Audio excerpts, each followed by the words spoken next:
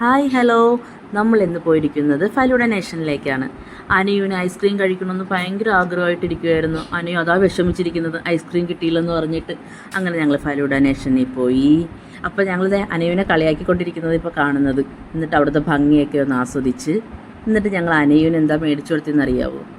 അനുവിൻ്റെ Oreo crush മേടിച്ചിട്ടു. അപ്പോൾ ആവികുട്ടത്തെ അങ്കപ്പയുടെ തോളിലോട്ട് ചാരി കിടപ്പുണ്ട്. ആവികുട്ടൻ എന്താ വേണ്ടതെന്ന് ചോദിച്ചപ്പോൾ സ്ട്രോബെറിയുടെ ഐസ്ക്രീം മതി എന്ന് പറഞ്ഞു അവൻ.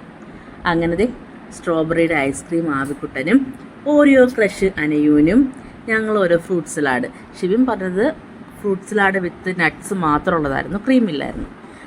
അനുവിൻ്റെ ഓറിയോ ക്രഷിൽ നിന്ന് ആവിക്കുട്ടൻ്റെ ഓറിയോ ബിസ്ക്കറ്റ് അടിച്ച് മാറ്റിയിരിക്കുകയാണ്. ആവിക്കുട്ടന് ഞങ്ങളെല്ലാവരും കൂടി ഇതെല്ലാം കഴിച്ചിട്ട് പോയി. ഇവിടെ പോയി ഫോറമാളിൽ ഞങ്ങൾ ആദ്യം പോയി.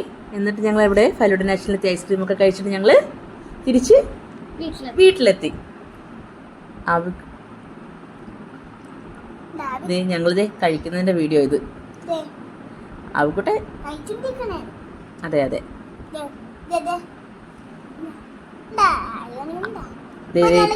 ഇപ്പൊ ഒരാളെ നോക്കിയോ, ഇതൊക്കെ എടുത്ത് കട്ട് തിന്നു കേട്ടോ. കണ്ടോ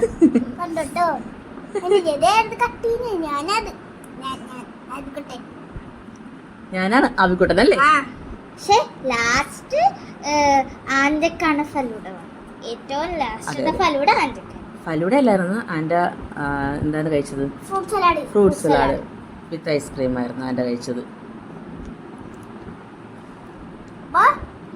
ഇന്നത്തേക്ക് ഇന്നത്തേക്ക് ഇത്രയേ ഉള്ളൂ. Bye bye. See you tomorrow.